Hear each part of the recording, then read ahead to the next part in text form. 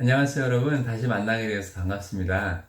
지난 시간에 우리가 아브라함이 가졌던 믿음에 대해서 말씀을 나눴습니다.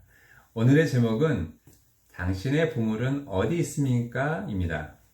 여기에서 보물은 무엇일까요? 그리스도인의 생활에는 보물이 있습니다. 이 보물이 무엇이고 어디에 있고 어떻게 하면 이 보물을 우리가 얻고 누릴 수 있는지 이 시간을 통해서 알아보기 원합니다. 지난 9번의 메시지를 통해서 창세기에 나오는 씨에 대해서 나눴습니다. 이 씨는 발전되어서 열매를 맺게 되는 것입니다. 그래서 우리는 이 씨를 통해서 이 신약에 사는 우리에게 어떻게 적용되는지를 보는 것이 우리 이야기의 초점인 것입니다. 그러나 이 씨가 아무리 생명이 있을지라도 땅에 심겨지지 않으면 열매를 맺을 수 없습니다. 우리는 이 씨가 열매를 맺고 이것을 함께 누리기를 원하는 것입니다. 제목을 다시 보겠는데요. 당신의 보물은 어디에 있습니까? 입니다. 세상은요, 어떻게 이런 부와 수입, 그리고 이런 재정, 이런 이코노미, 이런 것들을 어떻게 공평하게 분배할 수 있는지 많은 사람들이 수고하고 있습니다. 그러나 여전히 여기에는 빈부의 격차가 심하고 어떤 사람들은 많은 어려움을 가지고 있죠. 단지 소수의 사람만이 큰 돈을 가지고 있고 대부분의 사람들은 그렇지 않죠. 이것이 세상에서 일어나고 있는 일입니다. 그러나 오늘은 이런 종류의 재산, 부유함을 말하는 것이 아니라 영적인 영적인 부유함, 영적인 부자가 되는 것을 나눠보고자 합니다. 지난 시간에 나눴던 아브라함의 아들은 이삭인데요. 그는 부자였다고 말하고 있습니다. 말씀을 보면은 창세기 25장 5절, 아브라함은 자기가 가진 모든 것을 이삭에게 주었습니다 라고 말하고 있어요. 그래서 아브라함은 이삭에게 모든 것을 주었고, 이삭은 그저 아버지에게서 받은 그 유산을 통해서 부자가 되었던 것이었어요. 아브라함이 팠던 우물이 있는데 그런 우물을 대적자들은 막아버렸죠. 그렇지만 이삭은 다시 팠고 그 우물을 팜으로써 거기서 풍성을 누렸습니다. 이삭은 받는 생활을 했었어요. 아버지가 주신 모든 것을 누린 것이었죠. 여기에서 하나 원칙이 있는데요. 우리 또한 우리 하나님 아버지에게서 이루신 모든 것을 우리가 누릴 수 있는 것이에요. 우리 하나님에게는 부족함이 없습니다. 너무나 풍성하신 분이세요. 그렇죠? 그래서 재미있는 구절이 있는데요. 창세기 26장 13절에 보면은 이제 이삭을 말하면서 그는 부자가 되었고 점점 더 부유해져서 아주 큰 부자가 되었다고 말하고 있습니다. 이삭은 부자였어요. 점점점 부자가 되었는데요. 여기에서 보듯이 이삭은 풍성한 생활을 누렸죠. 그래서 오늘날에 우리 그리스도인들은 부자가 되어야 할까요? 가난해야 될까요? 세상에서 물질적으로 부자가 되는 거 말고 우리는 영적으로 부자가 되는 것을 볼 필요가 있는 것 같습니다. 자, 그러면은 신약에서 이야기가 나오는데요. 사도행전에서 보면요. 영적으로 부자가 되는 것이 무엇인지를 이제 보여드리겠습니다. 여기 베드로와 요한이 주님을 받아들이고 이제 믿는 이들로서 살아가고 있었어요. 그들이 성전으로 올라가고 있었는데요. 그때 모태에서부터 서지 못하게 된 어떤 사람이 있었어요. 그 사람을 사람들이 이제 그 성전 앞에 데리고 와서 구걸을 하게 했어요. 오늘날에도 마켓에 가면은 이렇게 돈을 달라고 구걸하는 사람들이 있죠. 길에 가도 있고요. 베드로와 요한도 이런 비슷한 상황이 있었어요. 그런데 여기 보세요. 베드로와 요한이 함께 이제 그를 주목하면서 우리를 보십시오 라고 했어요. 아마도 그 구걸하고 있던 사람은 돈 줄 사람이 어디 있는지, 내 돈통에 왜 돈이 없나 하고 있었을 거예요. 그렇죠? 그런데 말씀을 보면은 베드로는 이렇게 말합니다. 은과 금은 내게 없지만 내가 가지고 있는 이것을 주겠으니 라고 말하고 있어요. 그 구걸하는 사람은 돈이 필요했지만 베드로와 요한은 돈이 없었어요. 이것을 주겠다고 했습니다. 이것이 무엇이었을까요? 그가 가지고 있었던 것은 나사렛 사람 예수 그리스도의 이름으로 일어나 걸으십시오 라고 말하면서 바로 그가 가지고 있었던 것이 예수 그리스도의 이름이었다는 것을 보여주고 있습니다. 예수 그리스도, 그분은 풍성한 은혜, 풍성한 긍휼, 또 풍성한 화평, 생명, 기쁨, 이 모든 것을 가지고 있으신 분이십니다. 이 놀라운 인격을 베드로는 또 가지고 있었던 것이었습니다. 놀랍죠? 그래서 그 다음 구절을 보시면은 그의 오른손을 잡고 일으키니 즉시 그의 발과 발목이 강해졌다. 그가 벌떡 일어나 서서 걷기 시작했고 그들과 함께 성전에 들어가면서 걷기도 하고 뛰기도 하며 하나님을 찬양하였다 라고 말하고 있습니다. 돈을 구걸하던 그 사람은 돈은 받지 않았지만 걷고 뛰고 하나님을 찬양하게 되었던 것입니다. 정말 놀랍죠? 여기 우리가 볼 수 있는 것은 베드로는 물질적으로 부유하지 않았고 그는 이름을 가지고 있었어요. 그 이름은 바로 예수 그리스도였습니다. 로마서 10장 12절 13절에 보면요. 유대인이나 헬라인이나 차별이 없습니다. 왜냐하면 한 분 주님께서 모든 사람의 주님이 되시고 그분을 부르는 모든 사람에게 풍성하시기 때문이니 누구든지 주님의 이름을 부르는 사람은 구원을 받을 것입니다 라고 말씀하고 있습니다. 어디에서 태어났든 어느 인종이든 부자이든 가난한이든 심지어 어떤 종교를 가지고 있든 상관없이 주님의 이름을 부르는 사람에게는 풍성하다는 것입니다. 우리에게는 오직 한 분 주님만이 있고 이 이름을 부를 때 우리는 부유해지고 영적으로 부자가 되는 것입니다. 여태까지 한 번도 주님의 이름을 불러보지 못했다면 오늘 이 시간 주님의 이름을 불러보기를 권해드립니다. 또 이런 기도를 할 수도 있어요. 주 예수님, 이 놀라운 이름을 주심을 감사합니다. 나의 죄를 위해 십자가에서 죽으심을 믿습니다. 당신의 이름을 부름으로 구원을 받고 당신의 모든 풍성을 누리고 체험하게 하심을 감사합니다. 아멘. 우리 이런 식으로 기도할 때 우리는 구원을 받고 이런 풍성을 누리게 되는 것입니다.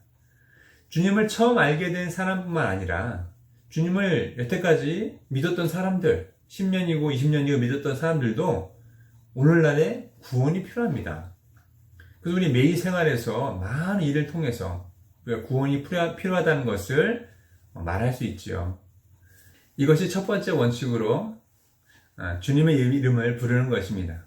두 번째 원칙은요, 주십시오. 그러면 여러분에게 줄 것인데 후이되어 누르고 흔들어서 넘치도록 하여 여러분의 품에 안겨줄 것입니다. 왜냐하면 여러분이 되어주는 그 되로 여러분도 되어받을 것이기 때문입니다. 이것은 세상에서 부자가 되는 것과 반대입니다. 세상의 원칙은 비축하고 가지고 있고 그 가진 것을 증가시키는 것이죠. 영적인 원칙은 다릅니다. 내가 되어주는 그대로 내가 되어받는다고 말씀하십니다. 이것은 주는 만큼 내가 다시 되돌려 받는다는 것을 말하고 있습니다. 세상과는 정반대이죠. 그러면 어떻게 줄 것입니까? 마태복음 19장 21절 하반절에서는요, 가난한 사람들에게 주십시오. 그러면 그대가 하늘에서 보화를 얻을 것입니다. 그리고 그대는 와서 나를 따르십시오. 라고 말씀하고 있습니다.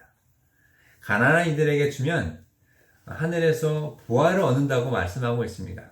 오늘의 제목에서처럼 당신의 보물은 어디에 있습니까?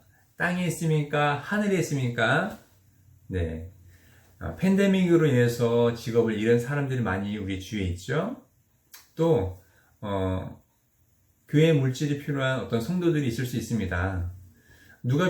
어떤 사람이 물질이 필요한지 모른다면은 또 우리는 교회에게 또 물질을 드림으로써 또 교회가 필요한 이들에게 나눠줄 수 있는 것입니다. 이렇게 우리는 필요가 있는 이들에게 줌으로써 또 우리는 또 얻을 수 있는 것입니다. 이것은 물질적인 필요에 대한 것이죠. 두 번째는요, 누가복음 4장 18절 상반절인데요. 주님이 직접 하신 말씀이세요. 주님의 영께서 내 위에 임하시니 이것은 나에게 기름 부으시어 가난한 이들에게 복음을 전하게 하시고, 여기에서의 가난한 이들은 재정에 있어서 가난한 것이 아니라 영적으로 가난한 이들을 말하는 것입니다. 하나님을 모르고 하나님이 없는 사람들. 우리의 가족 중에 그런 사람이 있습니까? 우리 직장에서는요, 우리의 친구들은 어떤가요? 우리 옆집에 사는 이웃들은요? 우리는 이런 복음을 그들에게 알려줄 위임이 있는 것입니다. 세 번째는요, 에베소서 3장 2절인데요. 여러분을 위하여 나에게 주신 하나님의 은혜의 청지기 직분에 대하여 여러분이 들었을 것입니다. 이 말씀을 하기 전에 이 청지기 직분, 이것이 무엇인지 알려드리기 원하는데요. 이 청지기는 영어로 steward, stewardess 이런 뜻입니다. 우리가 비행기를 타면은 스튜어디어스가 있죠?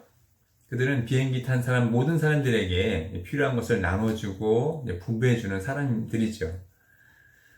그때 이제 무엇을 나눠주냐면 우리의 필요한 것이 벽이가 될 수도 있고 담요가 될 수도 있고 마실 것, 먹을 것들이 이제 필요하겠죠.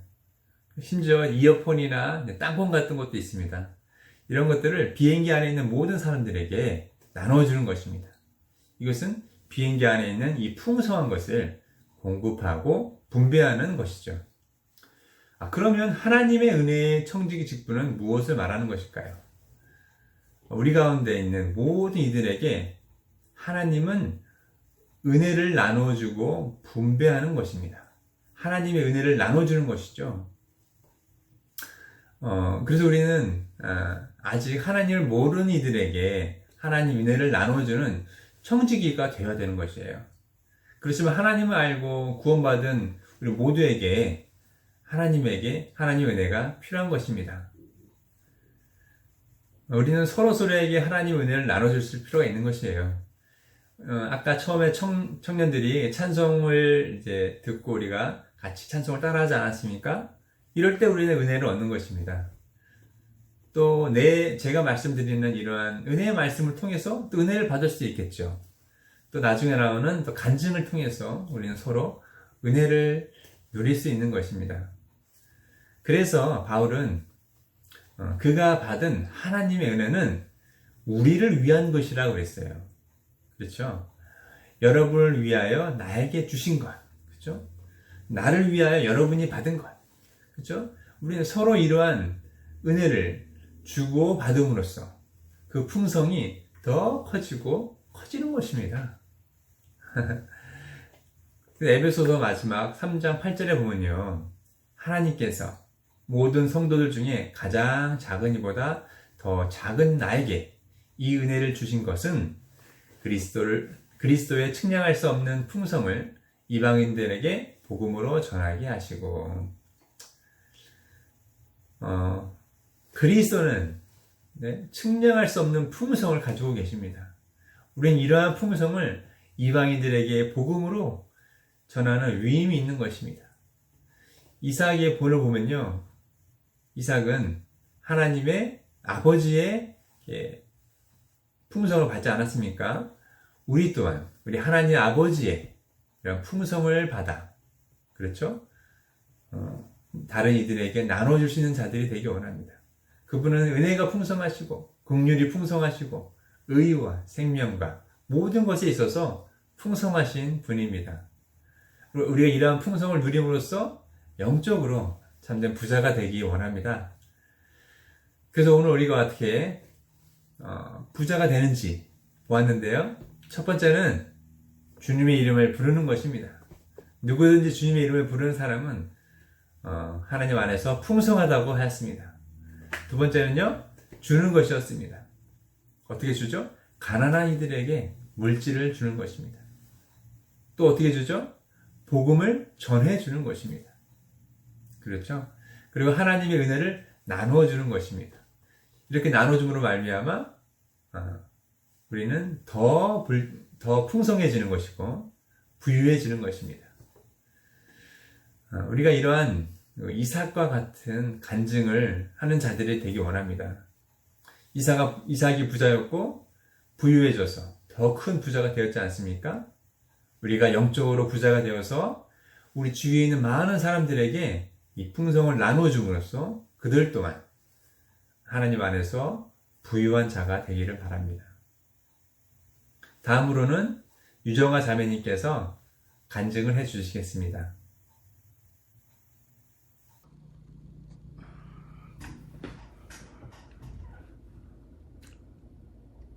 안녕하세요. 유정아 자매입니다. 권사님이셨던 외할머니와 개척교회 목사님이셨던 아버지의 영향으로 저는 자연스럽게 기독교 안에서 자라게 되었습니다. 비록 어렸지만 찬송을 부르고 말씀을 들을 때 뭔지 모를 벅찬 감동을 느꼈던 것이 아직도 기억이 납니다.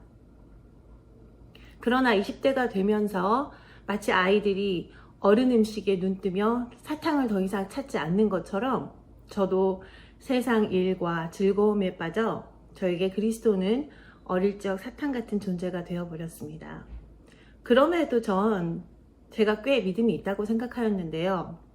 왜냐하면 빠짐없이 주일 예배를 드렸고 봉사도 하였으며 헌금도 지속적으로 해왔기 때문이었습니다. 30대가 되어 가정을 이루고 자녀들을 출산하고 나서야 세상이 더 이상 저에게 즐거움만을 주는 것이 아니라 환경과 고난도 준다는 것을 알게 되었죠. 신앙생활을 지속적으로 함에도 불구하고 왜 더 이상 그런 영적 감동이 없는지, 또 이런 반복되는 환경과 고난의 끝은 어디인지를 종종 생각하곤 하였습니다. 주님의 긍휼로 말씀 가운데 제가 깨닫게 된 것은 우리 그리스도인의 삶의 질은 어떤 종교적인 행위나 습관이 아니라 얼마나 그리스도를 많이 누리느냐에 달려 있다는 것입니다. 그리고 그리스도가 없는 삶은 무의미하고 가치가 없으며 공허할 뿐이라는 것입니다. 왜냐하면 하나님은 사람을 하나님의 형상대로 하나님을 담는 그릇으로 창조하셨기 때문입니다. 온 우주에 하나님을 표현하고 대표할 유일한 창조물은 사람입니다. 그러므로 사람은 하나님을 닮도록 창조되었기 때문에 그리스도 이외의 세상에 어떠한 것도 우리를 채울 수 없으며 참 만족을 줄 수 없다는 것입니다. 또한 우리가 단체적인 한 몸 교회로 표현이 될 때 하나님도 만족하신다는 것입니다.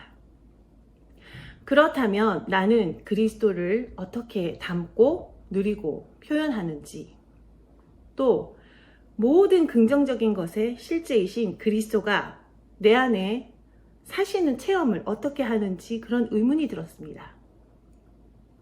생명 주는 영이 되신 그리스도를 우리 영 안에서 접촉하는 가장 간단한 길은 주님의 이름을 부르는 것입니다.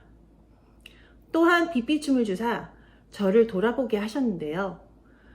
저는 항상 그리스도를 귀하지만 아주 불편한 손님처럼 대하고 살았던 것입니다. 성경 말씀에 의하면 우리의 몸이 그리스도가 거하는 처소이자 성전이라고 하셨는데, 저는 항상 주 예수님, 저희 집 대문 앞에 좀 서 계셔 주세요. 제가 지금 너무 바빠서 제 마음에 여유가 없습니다. 저는 돈도 벌어야 하고 아이들도 챙겨야 하고, 제가 일단 볼일을 다 본 후에 주님을 맞이하겠습니다. 그러니 제가 준비될 때까지는 제 거실로도 방 안으로도 절대 들어오시면 안 돼요. 저는 이렇게 모든 일에서 저의 힘과 노력으로 하려고 하였고, 제 안에 살아계신 그리스도는 아무것도 하시지 못하도록 제한하였던 것입니다. 제가 이것을 깨닫고 즉시 돌이켰습니다. 어차피 항상 실패하는 저의 노력과 수고를 그만하고 다만 주님의 이름을 부르고 그리스도를 주목하고 의지하기 시작하였습니다. 그러자 즉시 그리스도는 저에게 반응하셨습니다. 그리스도는 저에게 달콤한 누림이 되셔서 저희 더 이상 제 마음이 불안하거나 공허하지 않게 하셨고, 말씀을 읽을 때 이해할 수 있는 참 기쁨을 주셨고, 또한 저의 모든 필요를 또 채워주셨습니다. 제가 더욱이 기적적인 변화라고 느끼는 것은 저의 상황은 같은데 모든 상황 가운데 불평 대신 감사하는 마음을 가지게 되었고, 또 지체들과 가족들, 친구들을 돌아보게 되고 귀하게 여기고 사랑하는 마음이 생겼다는 것입니다. 요즘은 특히 제가 찬송의 효력에 놀라고 있습니다. 저는 다만 찬송을 들었을 뿐인데, 찬송을 들을 때 제 안에 어떤 부정적인 사망의 느낌에서 탈출할 수 있었습니다. 즉시 생명의 느낌이 저를 적심으로 제게 평안과 감사가 넘치게 되었음을 간증할 수 있습니다. 이번 주 내내 제가 많이 누린 찬송 가사를 소개하기 원합니다. 내 소망 이제 주의 형상 담는 것 뿐일세. 나 항상 죽음에 넘기며 주를 나타내리. 주 내 맘속에 살아계시네. 오 어떤 구원인가. 주 내 안에 사네. 내 안에 사신 그리스도가 더욱 증가하는 매일의 삶을 살기 원합니다. 아멘.